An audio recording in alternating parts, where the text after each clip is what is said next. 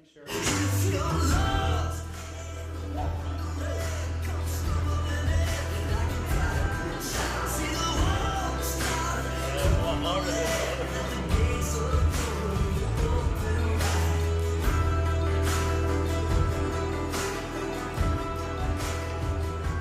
Woo! I didn't know I had a part, but I do now. I apologize to those of you who have been seeing the glare lately. Yeah, I apologize for that. But we are bombarded in our society by images. We are bombarded in our society by images. Images that are designed to entice and allure us to an idea, a product, or an ideology. For people who do marketing, they love this kind of stuff. They like to create images in order for you to buy their product, to buy their service. Come. But we are constantly being asked the question when we see those images and then we see those products and things, you want this, right? You want to buy. You want to partake, right? Yes. Even in our own town, we're asked certain questions like this. If you go here on Main Street, you'll see a sign for Walker's Funeral Home. Would you like us to be your final stopping spot? Wick's Pies. Oh, we have a pie for every season.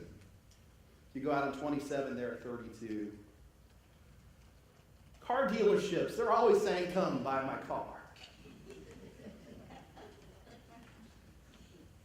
Financial institutions, they say, come bank with us. Sometimes it's based on the bank itself or the institution itself or maybe a personality. Maybe you see those kind of things. We are enticed. Come. Join us. Come. Use our product. We are bombarded with television ads, internet ads, emails. Why? Because they want to appeal, to entice us with their marketing, ultimately to purchase their product or service.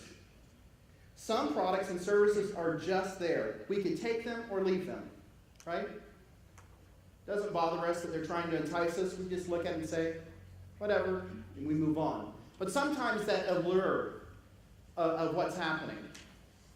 I know recently I was talking with some individuals about the Dollar Shave Club and how cool the marketing is with that. It's really not $1 because really what they want you to do is get into their higher paying clubs, which cost more money than just $1. So $1, $3, $6, whatever it is, but it's enticing. It's there to create ooh, you need this. But today we're going to talk about the idea of temptation. Temptation. And I want to talk it in the context of obsession. And we're going to be talking about this issue in terms of how it relates to the issue of adultery. We're going to look at the Sermon on the Mount. It talks about adultery. But I also want you to make the correlation between adultery and that idea of coveting. Because these two ideas are very similar. You are enticed to want something that maybe you shouldn't. Right? Enticed to want something that maybe you shouldn't. So these two commandments, I believe, thou shalt not commit adultery, thou shalt not covet thy neighbor's wife, neighbor's stuff, right? So I think these two commandments are very, very closely connected, and Jesus wants us to understand that. So I want to talk to you today about this word obsession. Obsession. First definition, the state of being obsessed with someone or something. Obsession. Number 2, an idea or thought that continually preoccupies or intrudes on a person's mind. And some of the synonyms for this word obsession are fixation, consuming passion, compulsion, preoccupation, infatuation, addiction, fetish, obsession. We find that we can be obsessed not only in terms of the sexual realm, but also in terms of stuff. So I want to keep that in context today as we look at our scripture found in Matthew chapter 5. Matthew chapter 5. Verses 27 to 30. We're going to read that this morning. Jesus has been talking to us. Last week he talked to us about this idea. You've heard it said, do not murder. And he's going on and trying to walk through these things because he's talking to us from a perspective that says, I'm here to fulfill the law. and the prophets. I'm here to explain and help you understand the bigger context.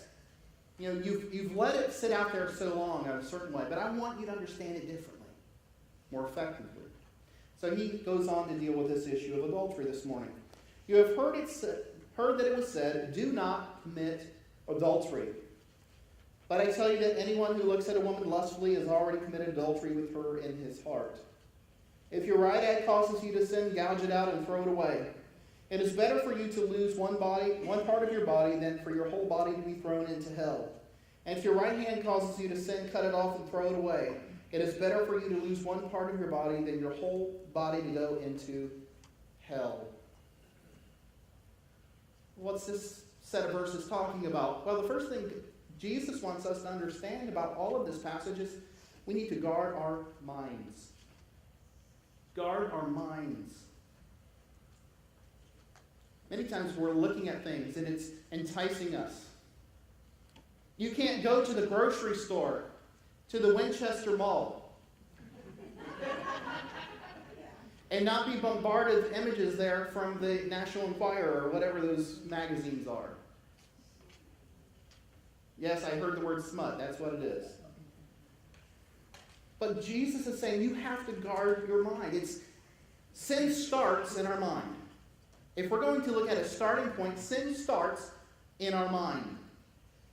And when a person allows his mind to become corrupt, he lays the groundwork for all other sins, such as murder, adultery, stealing, lying, and slander. And pick your pick. Many of the sins that we're going to deal with in our lives almost always, probably always is the right word, starts in our mind. John MacArthur says, by engaging the inner faculty, sins of the mind work directly on the soul to bias it toward evil. In other words, we're going to be drawn towards the evil side of that thinking. You sow a thought, you reap an act.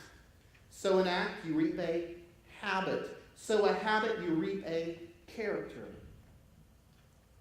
And you sow a character, you ultimately reap a destiny. It all starts in the mind. It all starts in one's mind. We're bombarded in our world. We are. I already talked about some of the media that which we were bombarded with. Television, internet, email, billboards. It doesn't really matter. And just people in general.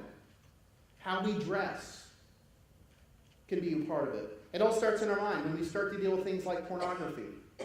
It's a huge issue, not only outside of the church, but inside of the church.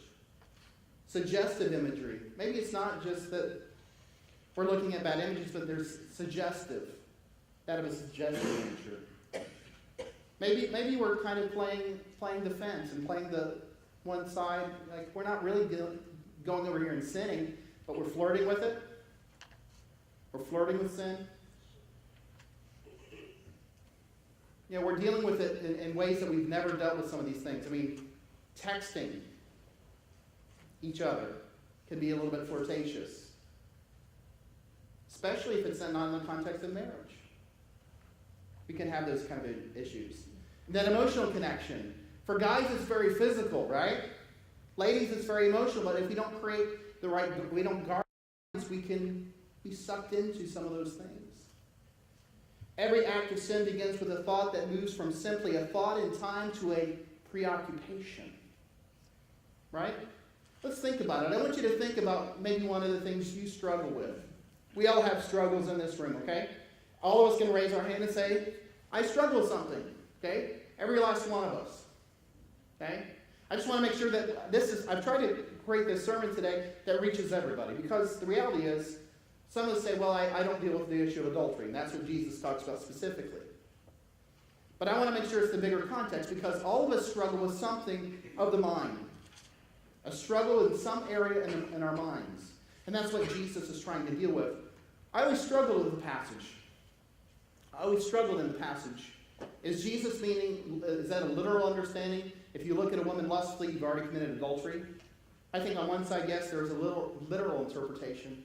I think there's also that other side that says, you need to understand how serious this is. How serious this issue is. Don't think that you're okay to just look and not touch. Starts in our mind. So I want you to think about an issue you struggle with. Okay, I want you to get that in your mind. Because this is how it works out. We go from simply just a thought. When we start to allow it to fester a little bit, to be preoccupied with it, it starts to move to a compulsion. I want that. I need that. To the point that we start to act upon that idea. It starts to go beyond our mind and to a point that we start to act upon it. Whatever consumes our mind gets our attention. Whatever consumes our mind gets our attention. Both good and bad. It's not always the bad things, because some of this can be good things. I mean, in Paul's letter to the Philippians, he says, think upon these things, that whatever is noble and good. You know, it's good to have, to put your focus over here. But sometimes we don't. And most of us can raise our hand and say, there have been times in my life that I haven't always done what was right. I was not always preoccupied with the things that were of God and the things that were right. But if we focus on the good and the godly, we will guard our minds. But if we are caught up in an obsession over something, someone, an idea, it will lead us towards sin every time. Coveting, I want that thing. Adultery, I want her or him. So we have to guard our minds. It's very important that we guard our minds. Because that's where it first starts, is in our mind. So let's try to deal with it. Where does some of those feelings start with? Well, part of the issue is that sin, the struggle with sin begins with selfishness. The struggle with sin begins with selfishness. Now, the reason that I keep talking about this issue is because I believe that I see it happening more and more in the church, outside of the church. Our very culture says it's all about me. Give me what I want. You're here to give me what I want in terms of services. Even with relationship to television, we talked about it. There are some that said, I want to only pay for the stations that I really want to watch. I don't want all those 199 that I don't watch. I just want the 3 that I do. I want the package that gives me those 3 instead of all those ones, right? We live in that society, and there's legislation trying to move that direction. It's a me-based society. But the struggle with sin begins with selfishness. I need this is one of the things that we say. I need this. The reality is we're really saying I want this, but we put it in the context of I need this. Or a way in which we try to justify dealing with somebody else is I deserve this. Maybe it goes that direction. I deserve this. We try to justify our selfishness. Bringing yourself to cross paths with the person or the thing that you're most interested in. Maybe it's saying, I like this person. I'm going to kind of make sure that I spend more time with them. Or maybe I'll hang out where they are more often. Or, that thing that I'm really interested in, I'm going to make sure I go check it out, see if it's going on sale. Right?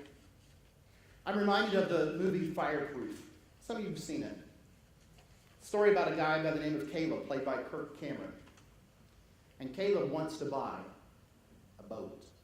He is saving his money for this boat. He's obsessed with that fishing boat. $24,000 fishing boat. He's also struggling with pornography. He's also struggling with the things that are in his life. And he and his wife are not on the same page. It's not until he comes to the realization that much of his sin issues are because of selfishness. Selfishness. Are you being selfish? Am I being selfish? Many times we find that we're putting our needs above the other person. It happens. Sometimes it happens baby steps. We're not really aware of it until one day we wake up and we're like, you know what? I don't have her needs or his needs at the forefront. It's about me. But the struggle with sin always begins with selfishness. So how do we deal with this? If God is calling us to guard our minds, and the struggle with sin begins with selfishness, how do we start to deal with these issues? How do we get a handle or grasp some ideas in terms of how we want to deal with it? Well, the answer to selfishness is contentment and a change in thinking. Contentment and a change in thinking. Typically, the reason that we are looking outside of marriage is because we're discontent in some way, shape, or form. I recently read a statistic which was really startling to me. It said 1 in 3 Americans have been involved with an affair or have been involved in an affair either in the past or currently. 1 in 3. We have people who are discontent. I mean, divorce is on the rise. I mean, we have almost as many people in the church getting divorced as people outside of the church. So we have issues here, don't we? We struggle with selfishness. If I'm going to be honest with you, I struggle myself with selfishness. It's how we're wired a little bit. So how do we deal with it? We have to deal with it in terms of the issue of contentment and a change in thinking. Many times we struggle because we don't see the person in the right light, do we? We're like, they need to give me this. I deserve that. They aren't doing this. We complain. We complain, right? Until we start to think about what Scripture tells us. Do not be conformed any longer to the pattern of this world, but be transformed through the renewing of your mind. In other words, change your thinking. If we start changing our thinking about our spouse, about that one that we love, or about how we deal with stuff, would that not start to change how we deal with ourselves and with others? I mean, Paul talks about being content. He said, I've learned to be content in all things. Whether I'm in need or in plenty, I've learned to be content. Many times the problem is we are not getting to the place where we're saying, I'm willing to be content with what I have, with what's going on. I'm willing to really think about that other person and put their needs above my own. See, when we start changing and making a shift, it changes everything in us. That person that we were discontent with, we start becoming content with. Not that all the problems go away, because some of those issues need to be worked out. But we start to change because we see them differently, because God is changing how we view them. I guarantee if we were to do a survey of men and women, especially men and women who've been married for a long time, and said, how were you able to work through some of your issues over time? I think a lot of us would say, because I had to change my thinking. I had to say, I'm sorry.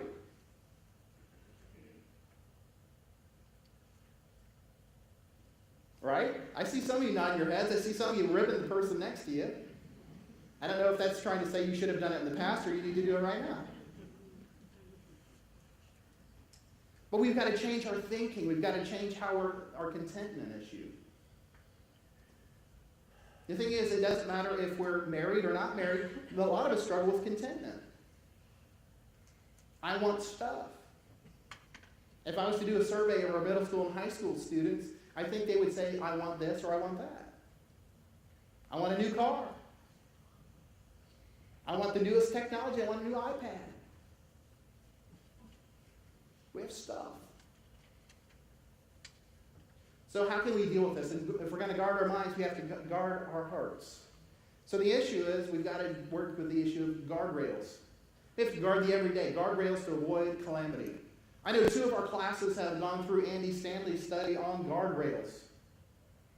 Guardrails. And I've heard positive things come out of both groups. But we need to create boundaries in our lives. Boundaries with people. How are you going to interact with people of the opposite sex when you're alone with them? What are those boundaries? What are those things that say, you know what, I'm not willing to compromise in this arena of my life? Maybe it's places you don't want to go to or be seen at because the perception is that people are going to think poorly of me if I'm there. Or maybe I struggle with this area, so if I'm showing up at a place where I know I'm going to be tempted, I'm probably going to cross the line. Okay? You know, don't ask a drunk to go to the A&B Cafe with you, okay? Just not going to be a good scenario. You have to be thinking about what does that do? Figuring out where are those places you need to have boundaries so you can avoid situations that could lead to problems. It's not that it could be a problem right now, but if it's left unchecked and you don't have those boundaries, it could lead to something else. Most people that talk about affair say, I didn't start out looking for that. They just kind of showed up. Oh, he was nice. Oh, she was nice to me. I was at a bad place in my life. I was just struggling. They were just nice to me, and I just couldn't resist them being nice to me. That's why it's so important that we have guardrails to help avoid calamity. We all need guardrails. Some of us have worked on some guardrails, and some of us need to work on some of those guardrails. I couldn't find a great picture that was big enough. I could find them in small enough resolution, but we were in the mountains this summer, and we were able to look at some guardrails and see some really cool things. And I was reminded of the fact that there are places where you definitely need a guardrail. If you want to be going too quickly down the mountain, you would definitely want that guardrail to keep you from going over the side of the mountain. Because going over the side of the mountain will definitely cause calamity, personal injury.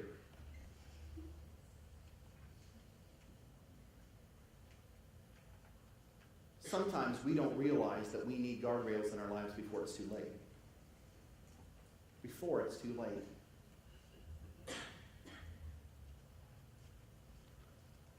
Thomas Costin's history, The Three Edwards, describes the life of Reynold III.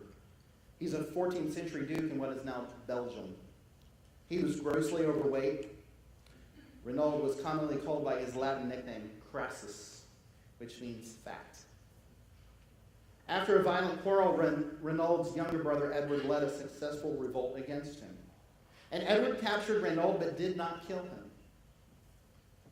Instead, he built a room around Reynold in the Nieuwkerk castle and promised him he could regain his title and property as soon as he was able to leave the room. This would not have been difficult for most people since the room had several windows and a door of near normal size. And none was locked or barred. The problem was Reynold's size. He couldn't fit through the door. To regain his freedom, he needed to lose weight.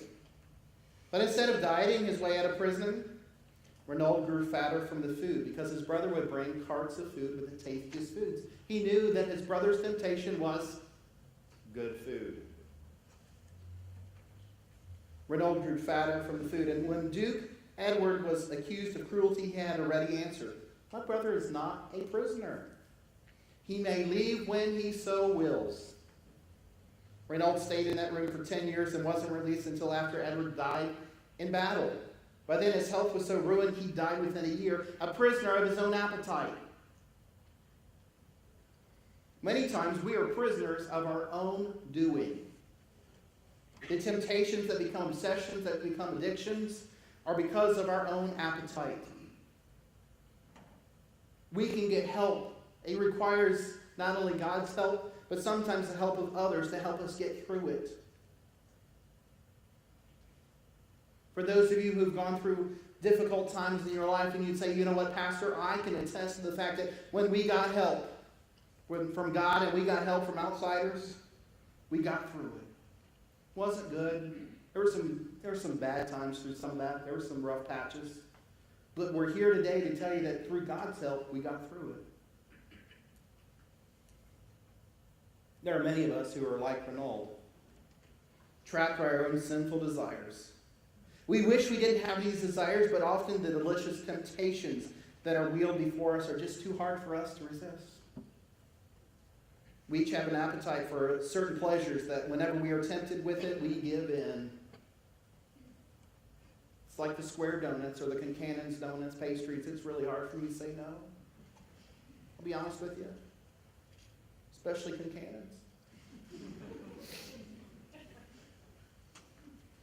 And it's a cycle of feast and famine. We know we shouldn't, but perhaps that temptation is gossip. Maybe it's pornography.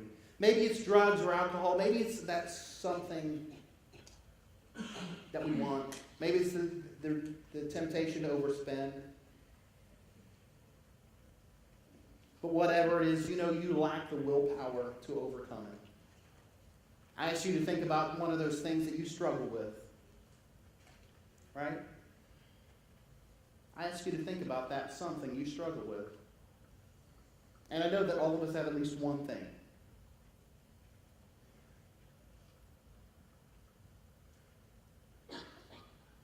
Maybe in your relationship today, and God is saying to you, you don't have enough willpower to overcome it. Whatever your struggle is, whatever your temptation is, you don't have enough power to overcome it. I ask you that first thing you do is turn to God and seek Him. He can help. And maybe you need some other Christian men and women to come alongside of you to help you. You know what? It's better that you get help. Jesus says if you're struggling with something, gouge your eye out. Cut your hand off. I don't know about you, that doesn't sound very appealing to me. Because then I couldn't see what I can't eat because I don't have any hands. Right? Well, where do you need God to intervene? What do you need God's help? Where does God need to help you overcome your temptation, your addictions, whatever it is that you're struggling with, so that you can get into the place where Jesus says, I've come that you may have life and have it to the full. So what's the big deal? I'm going to give you a cool phrase here. What catches your eye can catch your mind. What catches your eye can catch your mind. Guard it. What catches your eye can catch your mind. Guard it. I know it's a little bit catchy, but I wanted to be catchy because I want you to remember it. What catches your eye can catch your mind. Guard it. I mean, that little song that we sang as kids, oh, be careful, little eyes, what you see. Look careful, little hands, what you touch. I mean, all of that goes into play. Oh, but I didn't touch. Oh, but you thought about it. See, Jesus has come to us saying, you know what, look, let's back it up. Last week we talked about anger and how if we leave anger unchecked, it'll lead us to go over the boundary and will lead to murder. Here he's saying the same thing. Look, if you don't deal with it, and as soon as it hits your mind, it's going to continue to snowball to the point that you are over the edge too. He's serious about this stuff, but he also is saying, look, I've come that I'm here to help you. Seek first his kingdom and his righteousness, and all these things will be added to you as well. Matthew 6:33. So guard your mind. Put guardrails in place. God is here to help you. So the real question this morning is this: what do you need to do? What do you need to do? For some of us, the first step is to give God our life. We don't have a relationship with Jesus Christ yet, so that would be the first step, is having a relationship with Jesus Christ.